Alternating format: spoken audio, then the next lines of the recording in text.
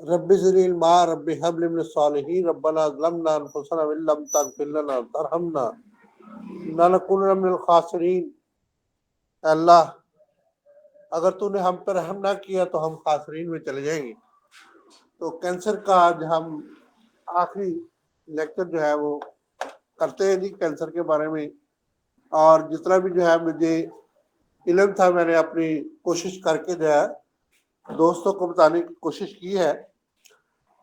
मेरे पास तकरीबन सिर्फ मेरी लाइब्रेरी में 4 बुक्स हैं कैंसर के बारे में। एक तो फैसलाबाद के ये डी ग्राउंड के डॉक्टर आबद मसूद साहब की लिखी हुई है, और दूसरी बुक जो है ये सिनॉप्सिस ऑफ कैंसर है, synopsis of cancer and cancer chemotherapy है जी। तो कीमोथेरेपी या सर्जरी से जो है ये उन्होंने बताया है कि इसका जो है ये इलाज जो है मौजूद है, यानी कि इसका ट्रीटमेंट तो नहीं उन्होंने लिखा, इसमें जो है इसमें जो है वो कवरेज जो है उन्होंने कहा कि हो सकती है। तो कुछ अद्वियात भी इन्होंने इस बुक के अंदर जो है वो अंग्रेजी अद्वियात जो है उन्होंने भी जो है ये इसको क्योर नहीं लिखा बल्कि अम्प्रूव लिखा है कि अम्प्रूव क्वालिटी ऑफ लाइफ जो है ये मतलब कर सकती है ब्रेस्ट कैंसर के अंदर, लुकीमिया के अंदर, और इस तरीके से जो है ये सिर्फ अम्प्रूव ऑफ द लाइफ जो है ये कर सकती है। तो इस तरीके से हमने कल भी कुछ डिस्कस किया था कि अगर हम परहेज करें और इन चीज़ों से बचें, खास तौर पे ऐसी चीज़ें जो है ये ऐसी चीज़ों से बचें, इन्हें कजन मैरिज से बचे, स्मोकिंग से बचे, केमिकल वाले जो है वो पानी से बचे, और इसी तरीके से जितनी भी चीजें जो है उनसे हम बचने की कोशिश करें तो हम जो है कैंसर से जो है वो, जैसे कि ये अंग्रेजी अद्वियात और ये कीमोथेरेपी बहुत खतरनाक है, और इसमें जो है ये बाल गिर जाते हैं, आंखों के बाल गिर जाते हैं, परवट्टे जिसको कहते हैं, और इस तरह सर के बाल गिर जाते हैं। तो ये बड़ा जो है वो खतरनाक किस्म का जो है ये फेल होता है, लेकिन इसमें जो है वो भी क्योर के चांसेस जो है बहुत कम होते हैं। तो कुछ लोग जो है कीमोथेरेपी को जो है तरजीह देते हैं, लेकिन इसमें जो है वो मेरे पास जो बुक है इसमें जो है ये मुख्तलिफ क्लिनिकल एप्लीकेशंस और क्लिनिकल बेसिस और उसके बाद जो है ये चीज़ें उससे उन्होंने दी हुई है, और उसके बाद सर्जरी, और जो है वो सर्जरी के बाद जो है रिमूवल, सर्जरी में रिमूवल किया जाता है। लेकिन मसला इसका ये होता है कि इसमें जो है वो मेटास्टेसिस जो है हमने एक लफ्ज इस्तेमाल किया था, तो मेटास्टेसिस जो है ये क्या है और कैसे होता है,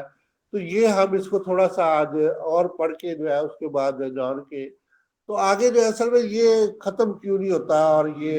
इतने बड़े बड़े हॉस्पिटल जो है फैसलाबाद में तो अभी नहीं इतने बड़े हॉस्पिटल है हमारे, जो है ये अलाइड हॉस्पिटल में जो है इसका थोड़ा सा एक वार्ड है, वहाँ पे काम होता है। और ये जो शौकत खानम और इस तरीके से दिग्गर जो है ये कैंसर हॉस्पिटल जो है इतने बड़े बड़े बने हुए हैं, बेसिकली तौर पर टिश्यू जो है ये टिश्यू को कैसे जो ये कवर करने की कोशिश करते हैं, ये जो है वो क्या उनके पास इसका इलाज है ये नहीं है, तो ये तो जो है ये हमारे शौकत खानम लाहौर में, तो उन्होंने जो है ये बताया कि वो सिर्फ जो है वो हम स्क्रीनिंग करते हैं, स्क्रीनिंग करने के बाद डायग्नोज करने के बाद जो है उसमें जो है सिर्फ जो है हम उसको जो है वो तसल्ली ही देते हैं। और ये सर्जरी भी बाद लोगों को हम जो है रिकमेंड कर देते हैं, और बाद लोगों को जो है वो कीमोथेरेपी जो है वो रिकमेंड कर देते हैं, लेकिन अभी तक जो है इसका इलाज जो है हमारे पास नहीं है। तो असल में ये जो है ये मेटास्टेसिस जो है ये बड़ा खतरनाक किस्म का फेल इसका होता है कैंसर का।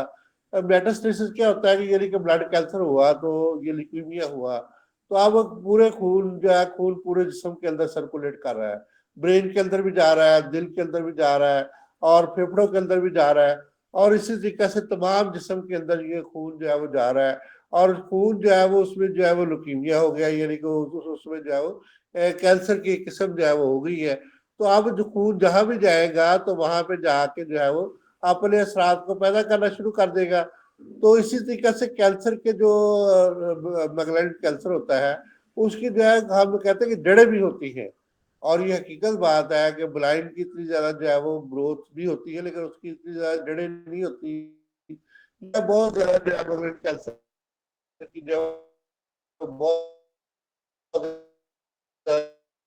जड़ें होती है, और ये एक जगह नहीं रहता बल्कि जो है ये मुख्तलिफ जगहों पर फैल जाता है। तो कैसे ये फैलता है, तो एपिथेलियल जो है सेल जो है इसके होते हैं, तो ये आगे जो है ये ट्रांसफर हो जाते हैं, मतलब कि एपिथेलियल के साथ अटैच है। पूरा जिस्म एक ही बॉडी है ना, उसके अंदर अगर एक सेल के अंदर या किसी जगह पे जो है ग्रोथ होनी शुरू हो गई, normal growth, irregular control, non conditional growth, proliferation जो आनी शुरू हो गई, तो वो क्या होगा कि आगे जो है उसके में जो है वो बढ़ना शुरू हो जाएगा। और जब ये बढ़ना शुरू हो जाएगा तो बेसिकली तौर पर जो है ये मजीद जो है ट्रांसफर होना शुरू हो जाएगा, यानी कि एक मुकाम से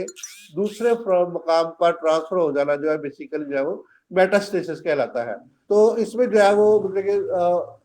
जो है जब ये जाके दूसरे मुकाम पर, तो मतलब अब जो है चेस्ट में जो है वो हुआ है, लंग कैंसर हुआ है, तो चेस्ट के अंदर जो है ये हमारे और भी ऑर्गन जो है मौजूद है, यानी कि हमारा लिवर भी मौजूद है। तो लिवर के अंदर या पंखरियास के अंदर या किसी और जगह पे जाके ये वहां पे मेटास्टेसिस कर जाता है। कलोन के अंदर हुआ है, तो कलोन से जो है वो छोटी आंत के अंदर या पेप्टिक अल्सर जो है मैदा कैंसर की वजह से जो है वो वहां पे जो आके कैंसर जो है वो कॉज कर लेगा, मतलब उल्ट स्टेज पे भी आ जाएगा और अगली स्टेज पे भी जो है एनएस के अंदर भी चला जाएगा। किसी जगह पे भी ये जो है ये मेटास्टेट करके जाइए अपने आप को प्रोलिफरेट जो है किसी जगह पे भी जाके करना शुरू कर देता है। असल में होता क्या है, ये एपिथेलियल टिश्यू जो होता है ये मतलब ब्लड सर्कुलेटर जो है ये इसके साथ जो है वो एपिथेलियल टिश्यू जहाँ पे जो है वो अनडोमिनेट ग्रोथ हो चुकी होती है, तो ये वहां पे जाके जो है वो आगे बढ़ जाता है।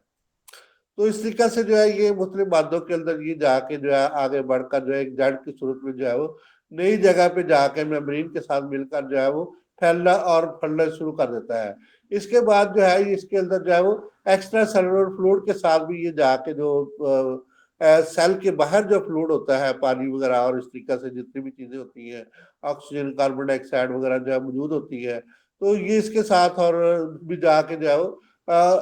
आगे जो है फैलना शुरू। इसी तरह लिम्फ नोड हमारे जिस्म के पूरे जिस्म में होता है, उनके साथ जाके ये बहाव करके जो है एक जगह से दूसरी जगह पे जाके जो है अपना जो है वो कर लेता है। इसी तरीके से एक मुकाम से दूसरे मुकाम पर यहाँ पे लिम्फ नोड जो है वाक़ होते हैं, वहां पे जाके ये जो है मेटास्टेसिस का अमल जो है वो कर लेता है, जिसकी वजह से ये नई रसौली यानी कि जो है वो एक मुकाम से नई मुकाम पर जो है वो नया ट्यूमर रसौली या जो है वो सलाह बना लेता है। तो इस तरीके से जो है ये और वहां पे जो है इसकी जड़ें फिर जो है वो मजबूत होनी शुरू हो जाती है, और फिर जो है ये सानवी जो है दूसरी जगह पे जाके जो ये है जो वो डाइवर्स करता है, और डाइवर्स करके जो है वो अगले मुकाम पर जो है वहां पे भी रहता है और अगले मुकाम पर भी चला जाता है। और अगर हम जो है मतलब फर्ज किया कि ब्रेस्ट कैंसर है, तो उसको हमने जो ब्रेस्ट को जो है वो सर्जरी के जरिए अलग कर दिया है, लेकिन तो उसके जो है वो उसके जो है वो लिम्फ के अंदर जो है नेचुरली तौर पे उसके जो है सेल्स भी मौजूद होंगे और उसके जो है जड़ें भी मौजूद होंगी। हम कहाँ तक जो उसको जो है रिमूव करते रहेंगे, तो ये बहुत ही कॉम्प्लिकेशन जो है वो काम है, कॉम्प्लिकेटेड काम है। तो इसका जो है वो इन्होंने जो है ये society of cancer, Pakistan society of cancer ने जो है ये बुक जो है वो शाया की है, तो जिसमें जो है इसमें लाहौर ये Pakistan cancer society 10 Abbott road Lahore की ये बुक जो है मेरे पास मौजूद है। तो इसमें जो है प्रोफेसर डॉक्टर अकरामुल हक जो है इसके राइटर है बेसिकली तौर पर। तो ये जो है ये ऑन्कोलॉजी के जो है ये क्लिनिक के जो है ये लिया के अंदर और दीगर जो है मुकामात पर ये आपने यूके के अंदर से इन्होंने जो है वो MRCPS जो है वो किया हुआ है। तो इस तरीके से जो है ये पाकिस्तान कैंसर सोसाइटी के जो है प्रेसिडेंट है। तो इसी तरीके से पूरी दुनिया के अंदर जो है इसकी जो है कंट्रोल के लिए जो है सोसाइटीज बनी हुई है, तो इसको जो है पूरी दुनिया जो है कंट्रोल करने की जो है वो कोशिश कर रही है। तो इस तरीके से अभी तक जो है इसका कोई परमानेंट जो है वो मैंने कल भी आपको कहा था कि हम सर्जरी के लिए रिमूवल तो हो सकती है, लेकिन ये जो है अगर जो है इसकी मेटास्टेसिस हो चुकी है तो ये बहुत मुश्किल है कंट्रोल करना। तो इसके जो है हम थोड़े से जो है वो हार मार्क्स को जो है वो जानते हैं जी, इसमें जो है वो हमें जो है वो अर्ली स्टेज पे, ताकि हमें जो है वो अगर डायग्नोज हो जाए तो हम इसको जो है वो कंट्रोल करने की कोशिश कर सकते हैं, यानी कि जो है वो और कैसे कंट्रोल करने की कोशिश कर सकते हैं। अगर अर्ली स्टेज पे हमें जो है वो पता चल जाए, हमें फौरी तौर पे जब भी कोई इस किस्म के हाँ मार्क्स हमें जो है नजर आए, तो हमें फौरी तौर पे जो है वो इसके जो है वो कोशिश करनी चाहिए कि हम जो है वो इसकी रिमूवल के लिए जो है या इसको खत्म करने के लिए कोई ना कोई जो है वो कदम जो है वो उठाएं। तो बेसिकली तौर पर इसका जो क्योर तो हमारे पास जो है वो अभी तक वजूद नहीं है, तो इसको जो है कंट्रोल तो हम कर सकते हैं। तो जो कंट्रोल के कुछ कंडीशंस मैंने आपको जो है कल भी हमने डिस्कस की थी। तो इस तरीका से जो है वो हम इसको जो है वो कंट्रोल कर सकते हैं। तो बेसिकली जो है इसके हालमार्क्स जो है, यानी कि ये इसकी निशानियां जो है ये क्या होती हैं, और इसमें जो है बेसिकली तौर पर ये कैसे जो है वो होता है, और इसकी स्टेजेस कौन कौन सी है। तो ये 4 स्टेजेस के ऊपर जो है मुश्तमिल होता है बेसिकली तौर पर जो है। तो ये जो है ये पहली स्टेज के ऊपर तो इतना ज्यादा खतरनाक नहीं होता अगर हम वहीं से जो है इसको कंट्रोल कर लें। यानी कि दर्द होगा, वहां पे जो है इन्फ्लेमेशन होगी, सोजिश होगी, वर्म होगा, और वहां से भी जो है ब्लड होने के चांसेस है। वहां पे जो है वो एक किस्म का जो है अबार होगा, और वहां पे जो है मुख्तलिफ किस्म के जो है वो चीजें जो है वो जमा हो चुकी होंगी। यानी कि जो है ये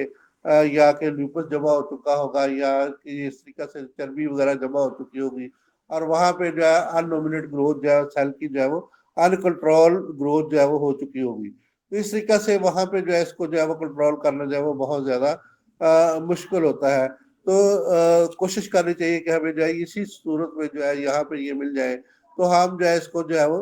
इसके काज को ढूंढते हुए जो है इसको पहली स्टेज के ऊपर ही जो है वो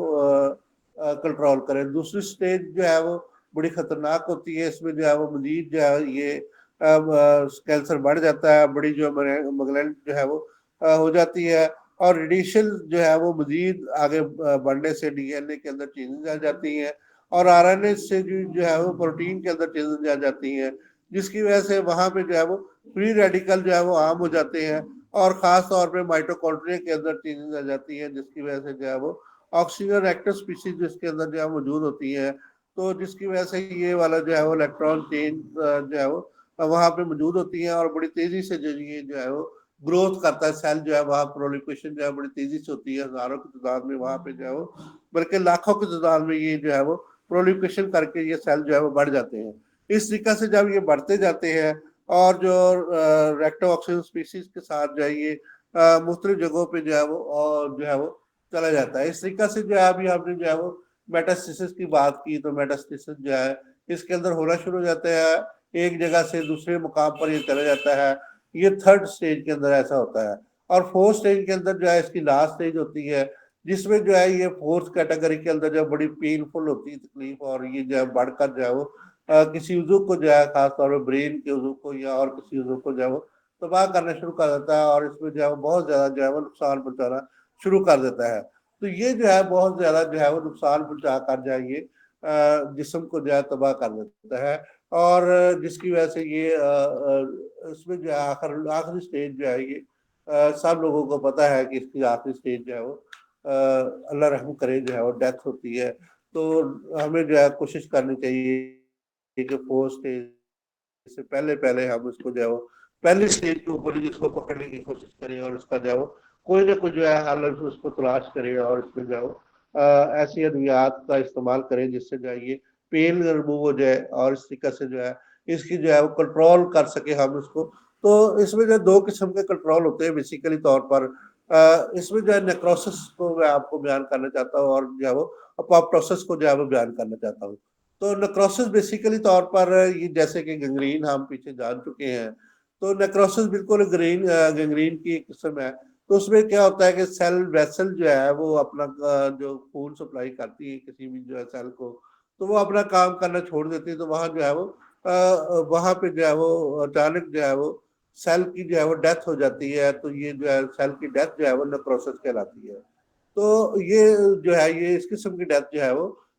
जिसमें जो है वो सेल जो है वो अचानक जो है डेथ हो जाते हैं, और ये जो है अनकंट्रोल जो है होती है बेसिकली। इसके पीछे जो है बिल्कुल ब्लड वेसल अचानक बंद हो जाती है, कोई भी वेसल बंद हो सकती है। बेशक जो है ये मतलब ट्यूमर की वजह से भी जो है वो अगर ब्लड वेसल बंद हो जाए तो अगर खून की सप्लाई नहीं हो रही, तो जिसका मतलब ये है कि बेसिकली तौर पर खून की सप्लाई ना होने की वजह से वहां पे जो है वो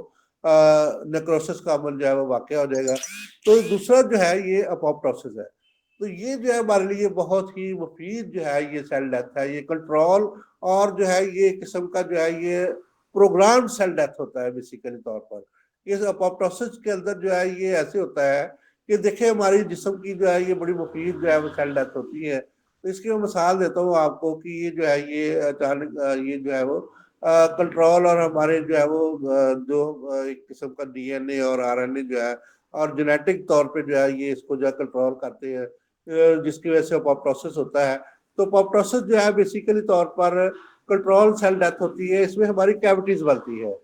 तो कैविटीज जो है वो कैसे बनती है, देखिए कि हमारे जब हाथों को जो उंगलियां जो होती है अपने से पहले जो आपस में जुड़ी हुई होती है। इसी तरह से कान की कैविटी के अंदर भी जो है वो मांस होता है, मुंह की कैविटी के अंदर भी मांस होता है, और इसी तरीके से जो हमारी आंखों की कैविटी, जितनी भी कैविटीज हमारे अंदर मौजूद है वहां पे जो है वो पहले मांस होता है। तो इसके बाद अपॉप्टोसिस का अमल जो होता है जिसमें जो है वो कंट्रोल सेल डेथ होती है। तो ये देखेंगे इसमें जो है क्या होती है, उंगलियां लहदा हो जाती है। वहां पे क्या होता है जी कि सेल जो है वहां से जो है वो जो उसके अंदर जो है वो मांस होता है वो नेचुरली तौर पर जो है वो उसकी डेथ होनी शुरू हो जाती है, और हमारी उंगलियां जो है वो अलग जो हो जाती है। पाँव की उंगलियां, हाथ की उंगलियां, हमारा मुंह की जो है कैविटी जो है वो खुल जाती है, जिससे हम बात कर सकते हैं। आंखों की कैविटी खुल जाती है, कानों की कैविटी खुल जाती है। ये अपॉप्टोसिस का अमल जो है नेचुरली तौर पे होता है, तो ये बड़ा मुफीद होता है। तो इस तरीके से जो है ये अगर आप जो है वो कुछ मेडिसिन के साथ जो है अपॉप्टोसिस का अमल जो है करवाएं, तो उससे भी जो है ये कैंसर की जो है ग्रोथ जो है वो रुक जाती है। यानी कि जो है अपॉप्टोसिस जो है ये असल में प्लोरिफरेशन जो है बड़ी तेजी से जो है कैंसर में होती है। तो अपॉप्टोसिस का अमल भी उसी तरीके से जो है हम कुछ ऐसे केमिकल या ऐसी चीजें और ऐसे जो है प्लांट्स का एक्सट्रैक्ट वगैरह और ऐसी चीजों को जब हम इस्तेमाल करते हैं जिससे जो है वो अपॉप्टोसिस जो है वो होने के जो है चांसेस होते हैं। तो एक जो है साइंसदान हॉस ने इसको जो है वो दरियाफ्त किया था, उसी के नाम से जो है ये कि हम इसको जो है हॉस्ट मेथड के हिसाब से जो है वो कि कितनी जो है वो नेचुरल जो है वो अपॉप्टोसिस जो है वो किसी भी कैंसर के अंदर जो हुई है जिसकी वजह से कैंसर का अमल जो है वो रुक गया है। तो इस तरीके से हम जो है बेसिकली तौर पर प्लांट के जरिए जो है बहुत से जो है वो अपॉप्टोसिस का अमल जो है वो करवा सकते हैं। इसी तरीके से जैसे मैंने जो है वो रोज 3-4 दिन से हम बात कर रहे हैं, तो प्लांट एक्सट्रैक्ट जो है लेके जो है सिलेक्टेड प्लांट लेके उसका एक्सट्रैक्ट लेके तो उसमें जो है बेसिकली तौर पर हम क्या करते हैं, उसकी जो है वो एंटीऑक्सीडेंट एक्टिविटी मालूम करते हैं, और उसके बाद एंटीऑक्सीडेंट एक्टिविटी जो है वो ऑक्सीडेशन उसकी जो है वो मालूम करते हैं कि इसमें जो है वो ऑक्सीडेशन डीपीपीएच मेथड और कई मेथड जो है उसकी मदद से हम ये मालूम करते हैं। उसके बाद जो है वो एमटीटी के मेथड से जो है वो अपॉप्टोसिस का अमल जो है वो हॉस्ट की वजह से जो है वो हम देखते हैं। इसी तरह से जो है वो सेल के अंदर जो है यानी कि वाउंड हीलिंग के जो है वो प्रोसेस को हम जो है देखते हैं। और इसी तरीके से जो है वो आरओएस जो है यानी कि जो है वो रेक्टम ऑक्सीजन स्पीसी के जो है नजरिए हम इसको जो है वो मजीद इसको चेक करते हैं कि इसमें जो है वो कितना ज्यादा जो है वो प्रोलिफरेशन को हमने जो है वो कंट्रोल किया है। असल में होता है क्या है बेसिकली तौर पर कि इसमें कैंसर में जो है वो मेटाबॉलिज्म बड़ी तेजी से होता है। तो जिसमें मतलब किसी भी सेल के अंदर जो है मेटाबॉलिज्म बड़ी तेजी से होता है, तो उस मेटाबॉलिज्म को भी हमें जो है वो कंट्रोल करना होता है। तो इसी तरीके से माइटोकॉन्ड्रिया के अंदर भी जो है बड़ी तेजी से जो है ये प्रॉब्लम जो है वो क्रिएट हो जाती है, जिसमें जो है वो रिडॉक्सिनेशन जो है उसका खराब हो जाता है। यानी कि जो है वो उसमें ऑक्सीजन स्पीशीज ज्यादा आ जाते हैं या कि रेक्टो ऑक्सीजन स्पीशीज ज्यादा आ जाते हैं, या हाइड्रोजन जो है वो ज्यादा आ जाता है। यानी कि रिडक्शन और जो है वो ऑक्सीडेशन का अमल जो है वो अनकंट्रोल हो जाता है। तो सेल साइकिल जो है बड़ी तेजी से जो है इसमें जो है वो शुरू हो जाता है, और अपॉप्टोसिस का अमल जो है इसके अंदर जो है वो होना रुक जाता है। यानी कि अपॉप्टोसिस का अमल अगर हो तो इसमें जो है ये नेचुरली तौर पर जो है जो सेल की डेथ हो जाती है, तो उसमें जो है वो कंट्रोल उसका क्योंकि नहीं होता, तो इसलिए वो मतलब कि जो है बगैर कंट्रोल के अनकंडीशनल जो है वो मतलब प्रोलिफरेशन जो है होती रहती है। तो इसमें जो है वो बेसिकली सिग्नल की खराबी भी हो जाती है कि सेल सिग्नल जो है वो बेसिकली तौर पर खराब हो जाते हैं। उसमें असल में ये मैंने जितनी भी जो आपको बातें बताई है कि फ्री रेडिकल का बड़ा अहम किरदार है, जिसमें जो है खास तौर पर जो है OH जो है नाइट्रिक है, नाइट्रेट है, और इस तरीके से जितने भी मालिक्यूल जो है ये अचानक बन जाते हैं। तो जिसम हमारा जो है इनको इन्वाइटर समझता है, यानी कि जो ऐसी खतरनाक चीजें जो है वो हमारे केमिकल जो है और अजीब तरीके के केमिकल बन जाते हैं, जिसकी वजह से जिसम जब इनको जो है वो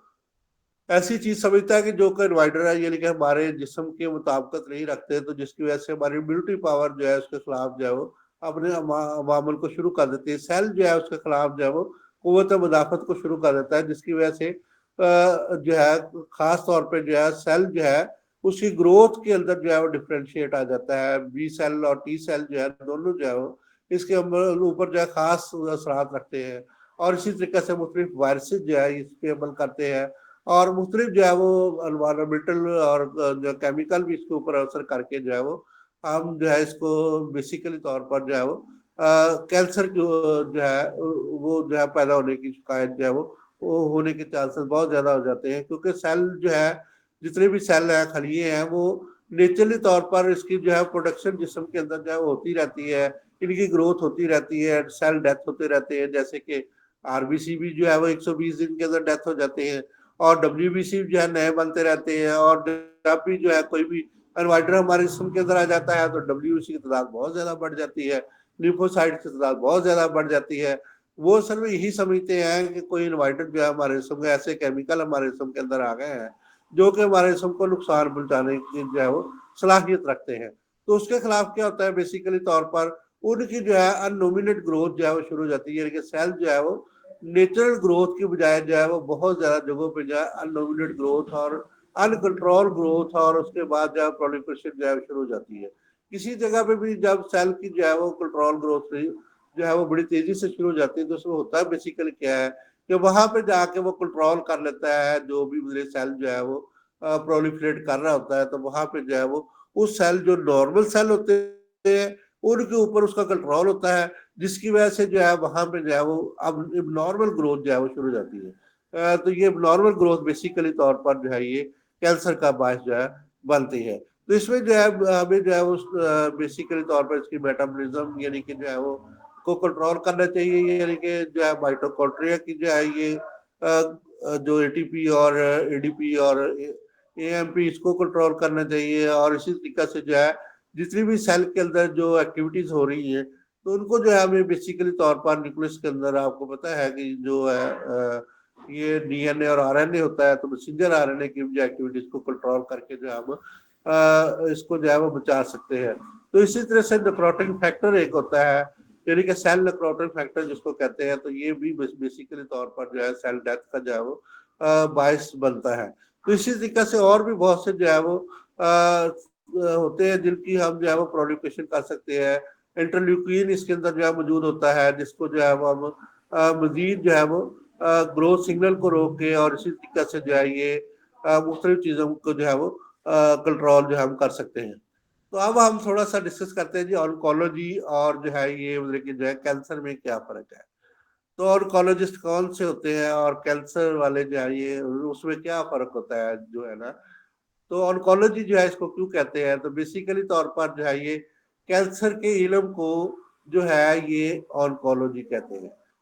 ऑन्कोलॉजी जो है बेसिकली तौर पर कैंसर के स्टडी को या कैंसर के बारे में जानने को हम ऑन्कोलॉजी कहते हैं। तो जो लोग जो है कैंसर की स्टडी करते हैं और जो कैंसर का इलाज करते हैं उनको हम जो है वो ऑन्कोलॉजिस्ट कहते हैं, यानी कि माहिर कैंसरियात।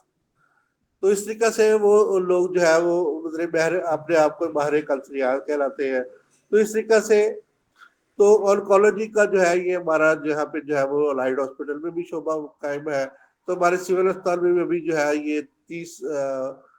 29 नंबर कमरा में जो है अभी शोबा जो है तकरीबन 1 साल से कायम है। तो 2 दिन के लिए वहाँ पे जो है स्पेशलिस्ट डॉक्टर आते हैं।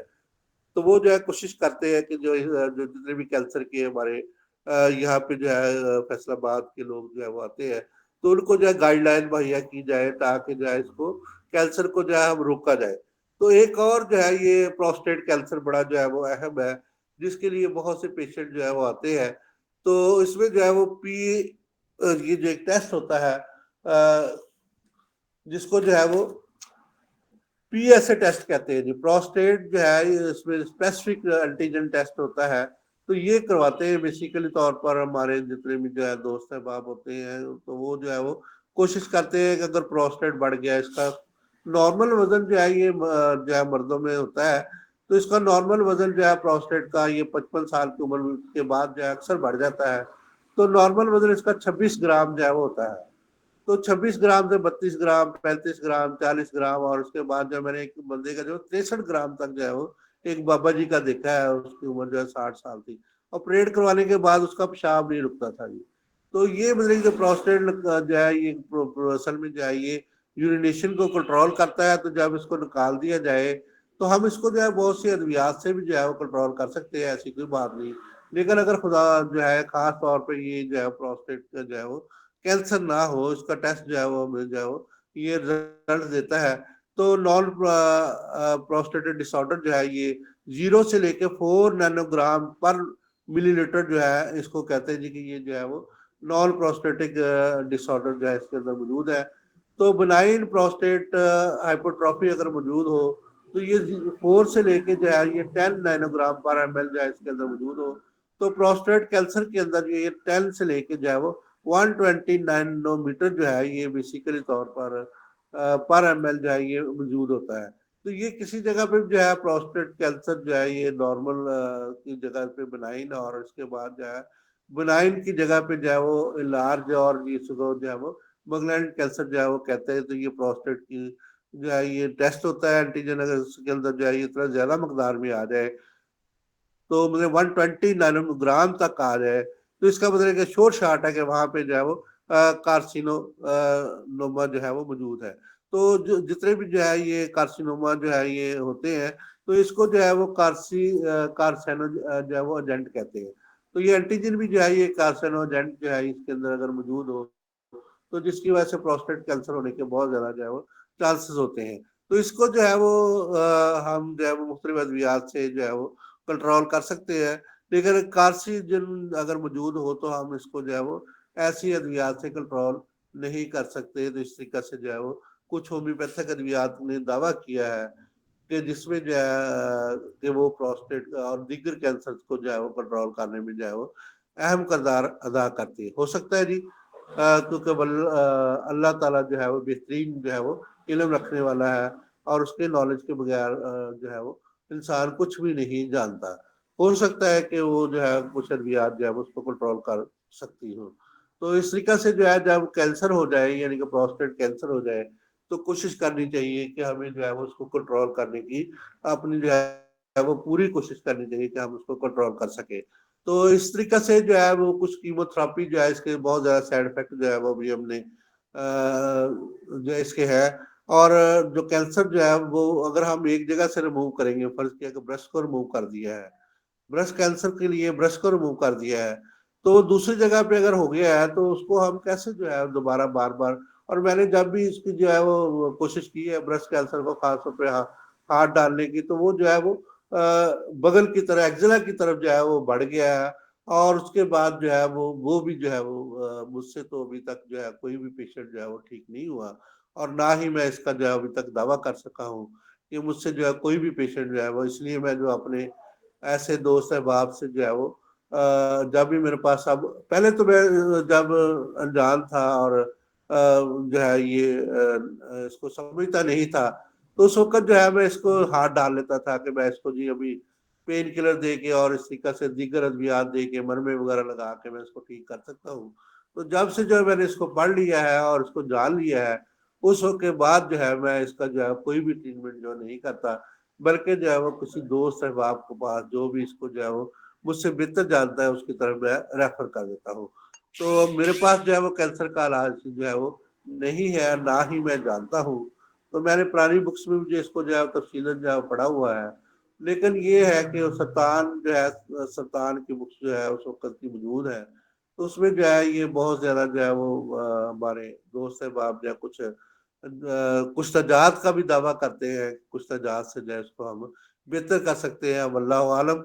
तो इस तरीके से जो है जिन लोगों को जो है इसके बारे में पूरा अबूर हो तो वो कोशिश करेंगे इसका जो है मुकम्मल जो है वो अता कर सके, इलाज कर सके। तो वैसे तो 2-3 बूटियां जो है हमने जो है वो पढ़ी थी अपने सिलेबस के अंदर, BMS के और एमफिल के सिलेबस के अंदर भी जो है इसकी जो है वो मुकम्मल तौर पे जो है सदाबहार एक बूटी थी, वो भी जो है वो एंटी कैंसर प्रॉपर्टीज जो है वो रखती है।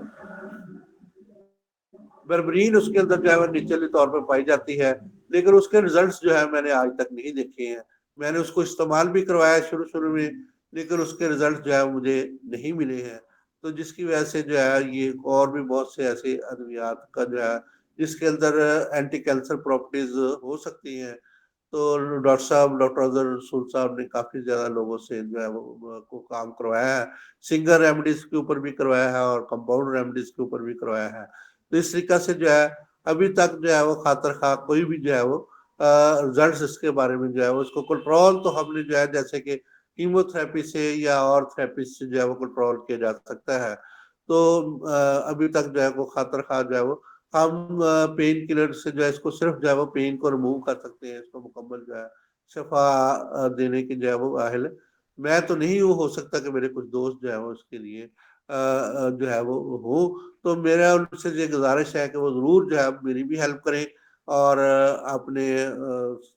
दीगर साथियों को भी हेल्प करें, ताकि हम जो है इसके ऊपर जो है थोड़ा बहुत जो है वो नॉलेज रखते हुए इसको जो है वो कंट्रोल कर सकें। बहुत शुक्रिया जी। और मुझे उम्मीद है कि मेरे दोस्त जो है जितना भी मुझे जो है नॉलेज मेरे पास इसके बारे में, कैंसर के बारे में था, मैंने कोशिश की है।